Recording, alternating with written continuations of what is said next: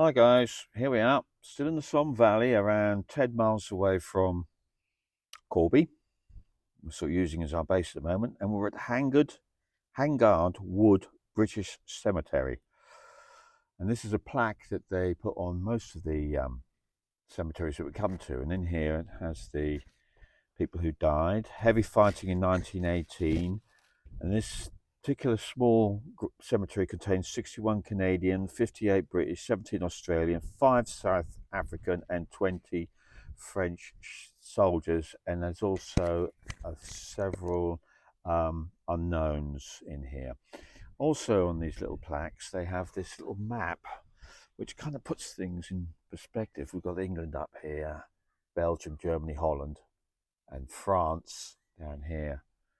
And when this all started, the border lay there, right across. The Germans came in and they pushed the border to this point here with the black line, I think. Hang on, I'm sure. And then they pushed even further, and this was as far as the Germans got to the green line, where this green line is. We're actually just about there at Amiens. We're not that very far from Amiens at all. And this area here was a lot of toing and froing. It sort of stalled, but once we got a handle on things, we shoved the Germans right back to that point, and that's where they signed or filed for peace. So they kind of started off here and ended up where the green line was as far as they got, and then they get pushed back to the red, and that's a distance of about 80 miles at its widest point, and it took 4 years and absolute carnage. Anyway, look at this view. We're actually literally in the middle of nowhere. We must be about 1.5 miles down a farm track, and it's a dead end, and it's absolutely gorgeous little cemetery, very well looked after, is at the end of a dirt track. And I'm assuming this is Hangard Wood just here. And as we rolled up, Tina said to me, well, I'm going to let her tell the story, because she's hiding just here. Tina, what was the first things that you saw then when we rolled up? Okay, so I wasn't even tuned in, to be honest. I was just No. in the van. I felt the sense of anxiety as soon as we got here. And yeah, I saw like people walking out the woods, like disembodied spirits.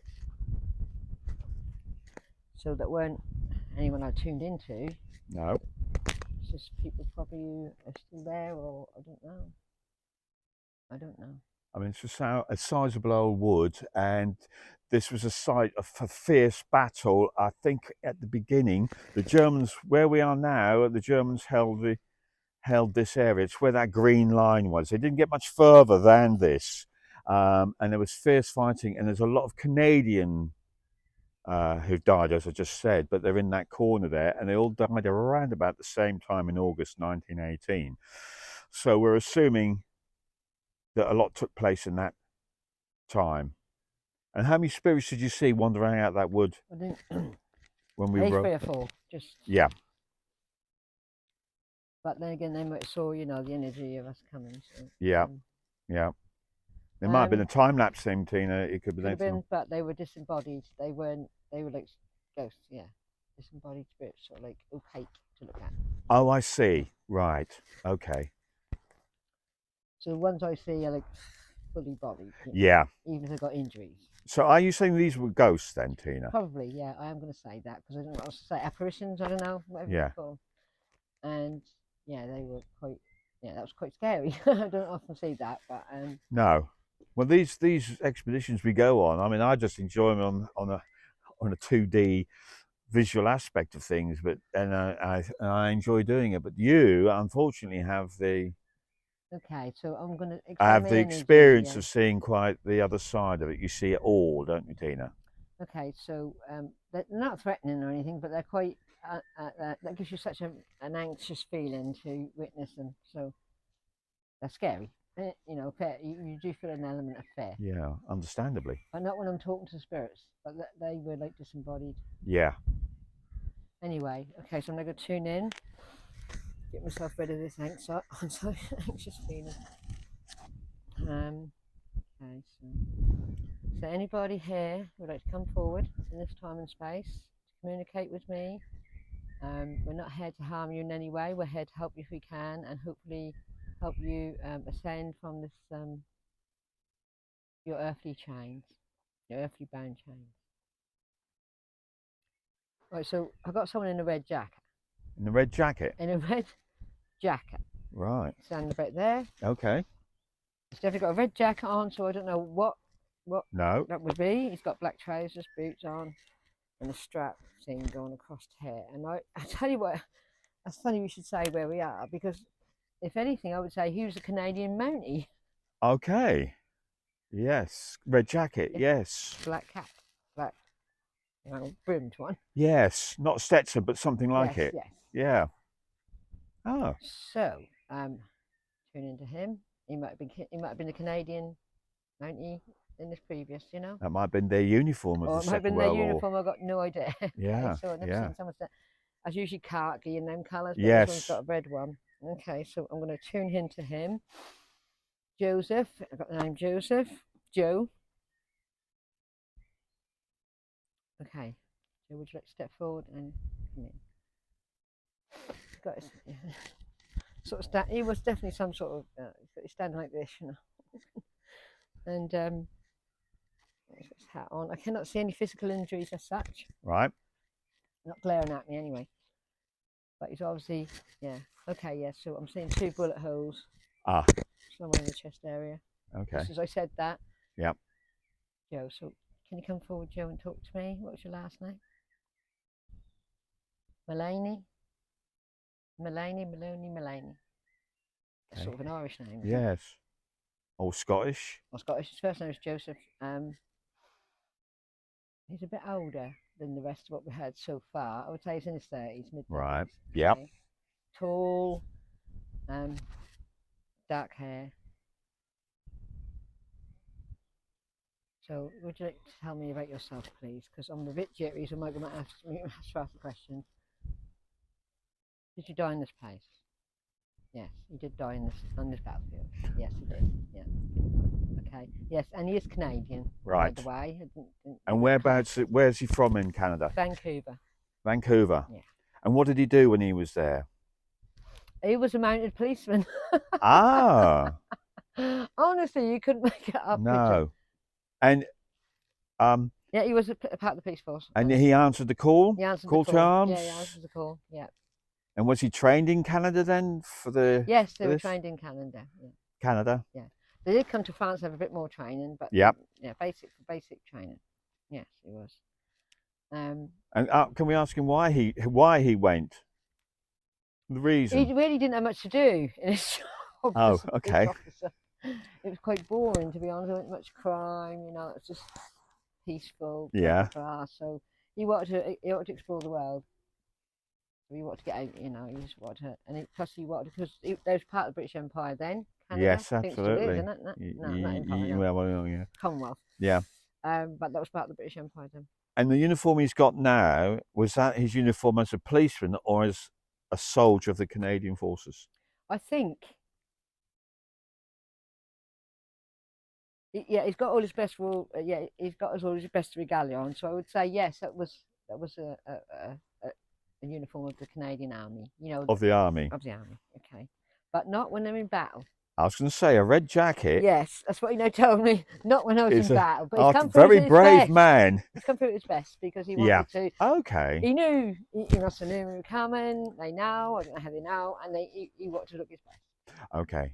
So I think And he was buried in that. I don't know, but I don't think he was. Okay, so he was over here. Now there was a lot of fighting in this area. Can you tell us about that? Was he caught up in the? Yeah, this is where he got killed. Right. Yeah, there was a bloody battle, between the opposition and themselves, and they said that weren't just the Canadians sort of stuck together as well, but they were joined by other forces all together fighting this last huge battle. This was a big one. Yeah. This was a big one, he said. This was a big one to push the lines back. Yeah. So, yeah, lots of us lost our lives. And I watched my friends drop day by day and thought any day it'd be me. Yeah. So I just put all my power and force into it. Okay. Most of the time, sitting about thinking you're going to die, you've got to try and survive. Yeah. You got to try. There's two. You know, and it hit the lungs, I think. Right. And was he in the trenches when this happened? What No, was he's running. He's running across the field. Running across the field. again Yeah. running across the field towards the enemy? Yeah. Did he manage to get very far? I went the first time he went out, so No. he survived. He survived the day before, but Ah, yeah, wow. the first time he went out. Yeah. So he'd already been through hell. Yes, yeah, Got through it. yeah. Made his way back. We all thought the same thing by this point in the war, because that was getting on in the war now again. You know, and we all thought the same thing. Yeah. That we weren't going home. Right. Yeah. Right. So we all sort of resigned ourselves to fighting, to become like robots. Yeah. And It must have been a very strange time for him to feel coming that. from Canada.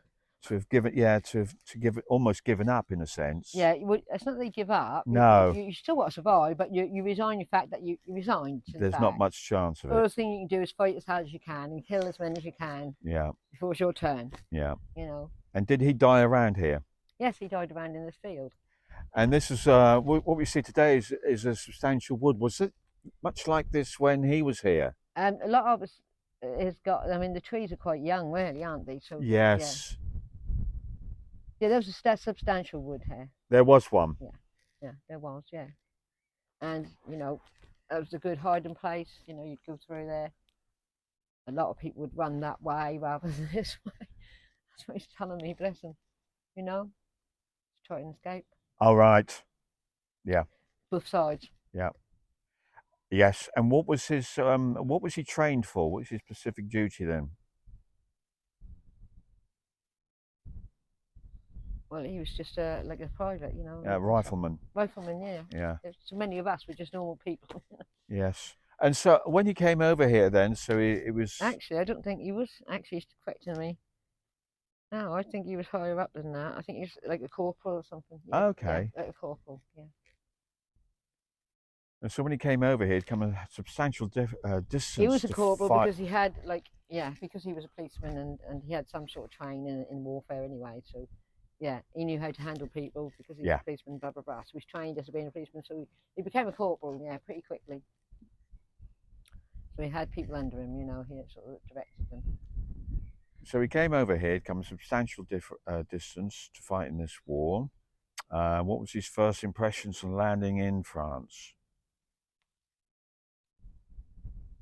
Okay, which first? It went too bad, first impressions. Okay. It went too bad until he got near the trenches. Yeah. Near the front? Near the front, where you start hearing it. Yeah.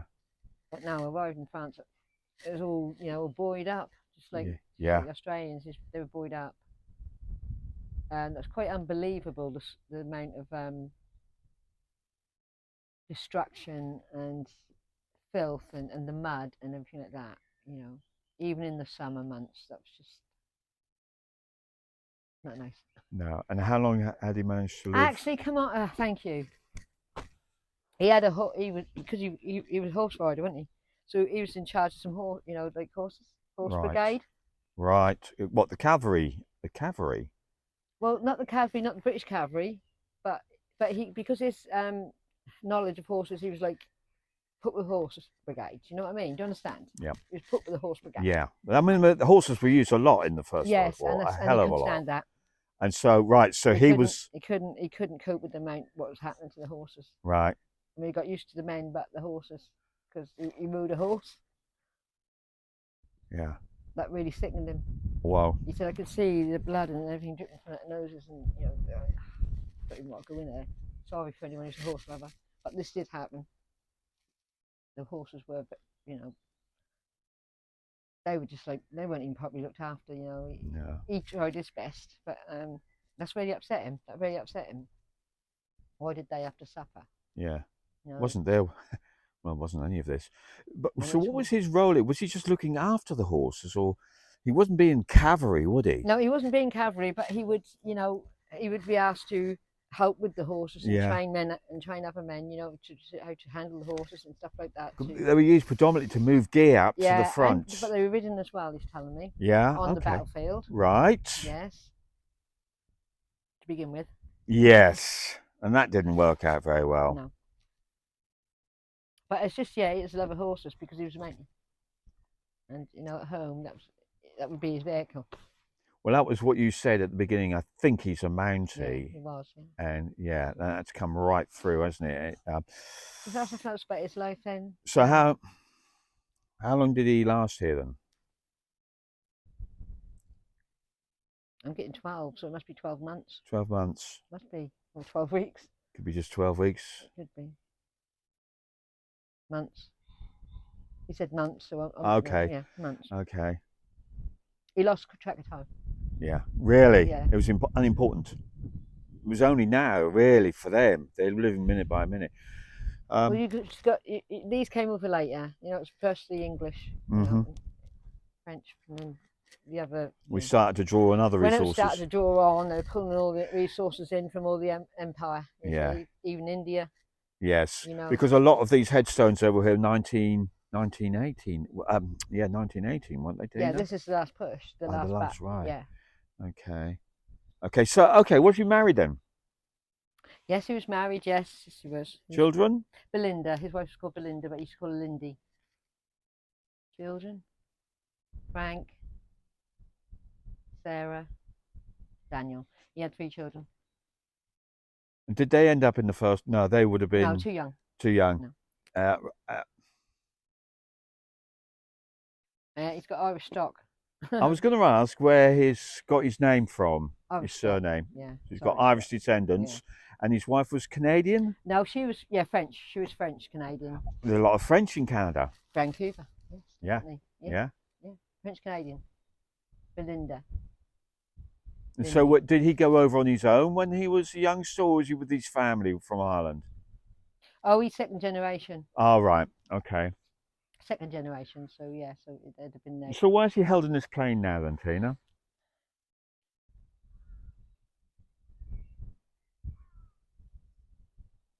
Just can't. Yeah. It's just like a feel of remorse, isn't it? And the trauma of war and being killed. Didn't realise. I think it's just another one he didn't realise. You know, don't realise that he's actually dead. Yeah. Because the way he come through immaculate. Yes. You know what I mean? Nothing. You know. Why are you still here then? Oh, he made a promise to his troops because he was a corporal. Right. And he made a promise that we'd all make out alive, and he let them down. And it weren't his fault, but he said that. You know, to get them all, yeah, we're going to get out of here. Yeah, get out of they here. believed him. They believed in him. They looked up to him, yeah. And yeah, some of them did get out, but not all of them. But, And he got shot twice in the chest. Well, I can see 2 bullets. Yeah. Yeah. So he might have got shot and then shot again. Yeah. Off, you know, once, twice. Did that kill him straight away then? No, I think the first one went through the lung, which wouldn't have killed him straight away. No. And the second one probably went through the heart, which would have killed him. Yeah, that would have been it. Yeah. So yeah, he staggered about a bit, carried on to fight. Oh, it's awful scenes. I'm so sorry, everyone. It's hard. Don't keep doing this reading. They are hard. We're going to be absolutely drained at the end of this. I know, Tina. Well, would you like to go home? Okay. So, would you like to leave this place now? You are forgiven. But I let them all down. No, it's what he's telling me. Yeah. No, you didn't. You buoyed them up, you know, and you probably saved some of their lives because he said some of them didn't die, you know. Yeah. Some was true. Some of them got them. So you couldn't keep your promise to everyone. And I know when we say these things, and you truly believe that you can do that, and sometimes, you know, you can't do it because there's no fault your own. It's just that the circumstances, you know, come into play that didn't allow that. And you look really smart, by the way. He's got a smile. Okay, so you can go.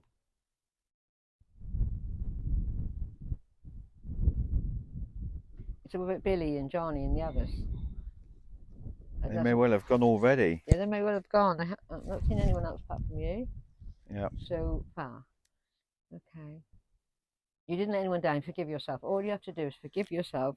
You were playing a part of a war which was horrendous, and You were just trying to keep He everyone's did the very hopes up. best that he could do in a terrible situation. The chances are he may well have saved lives, Tina. Yes, you probably did. With a yes. positive attitude, Yeah. some of those lads Yeah. got out. Yeah, definitely.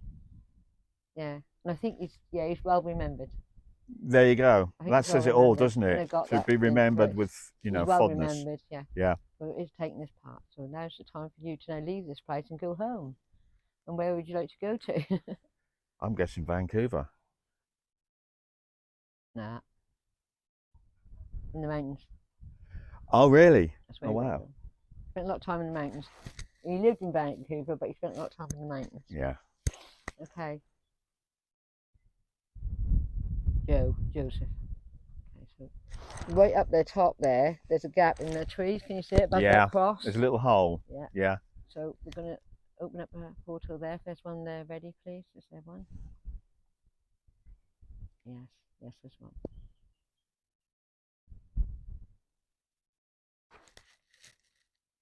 So he's got his mum and father right Yep. in front of him. Yep.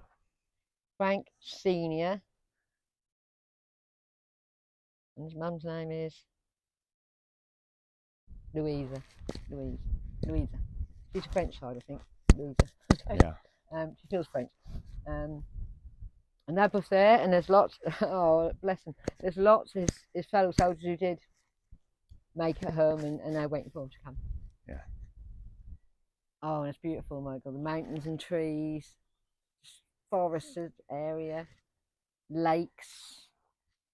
It's just wonderful what you want to go to. Yeah. You've got mooses and all sorts of animals and horses.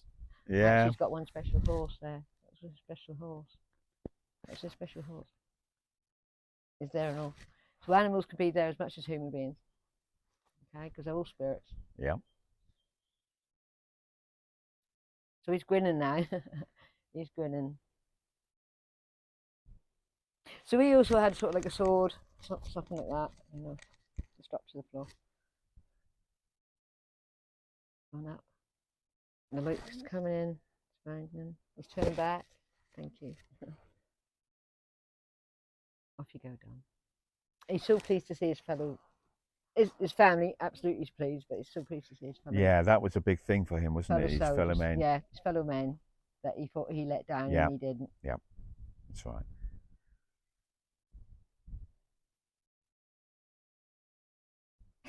Thank you. Such a relief. That's a relief. He's gone and he's happy. Yeah. And I got a lump in my throat because he was still worried about letting people down. Yeah, that was a big thing for him, wasn't it? Yeah. That's what held him here, and I think that's an important point that we, should try and get that out from them. We didn't ask what message he has, but when you get caught up in the moment, you forget some. Yeah, because I'm talking and Yeah. gone now. So maybe his messages is I don't know. He didn't say it, did he? No, he didn't say it, but. Okay, yeah. So we'll cut there, Michael. Yes. So we can get someone else in because I'm sure there's others. Yeah. Well, we're going to have a quick break, and then we're going to see if we can do something else here as well. Okay, so guys, what have you got to do? Please subscribe, like, share, comment, and come back. Au revoir. Au revoir from the Somme.